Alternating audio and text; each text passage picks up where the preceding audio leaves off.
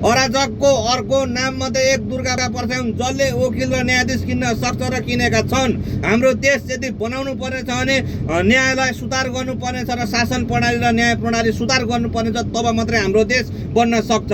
होइन भने दुर्गा प्रसाद जस्ता अपराधीहरू 24 घण्टा नबित्दै कसरी छुट्छन् त?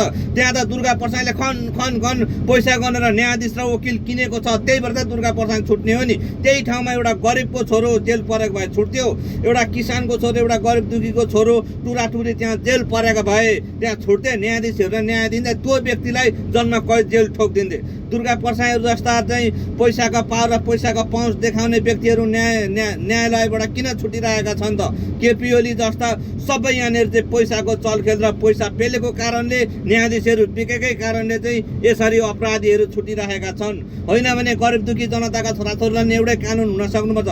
गरिब दुखीका छोराछोरीलाई चाहिँ जन्म कैद जेल ठोकिदिने यही केसमा, अनि पैसावाला बिजनेसम्यान धनी मनीलाई चाहिँ त्यही केसमा अनि 24 घण्टा नबित्दै छाडिदिने। अनि हाम्रो देशको न्यायालय यही हो। सरकारले यदि देश बनाउनु पर्ने छ भने सबैभन्दा पहिला न्याय प्रणाली सुधार्नु पर्यो। न्याय प्रणाली नसुधारी हाम्रो देश बन्दैन। न्याय प्रणाली, शासन प्रणाली सुधार गर्नुपर्छ, जनताको शासन आउनुपर्ने छ, तब मात्रै हाम्रो देश बन्छ। अहिलेसम्म जनताको शासन आएको छैन, जनताले न्याय नै पाएका छैनन्, जनताले न्याय पाएको महसुस गर्न पाएका छैनन्। खोइ नेपाल सरकार, यी कुराहरूमा चाहिँ कानुन मन्त्रीले ध्यान दिनु पर्यो। जय नेपाल।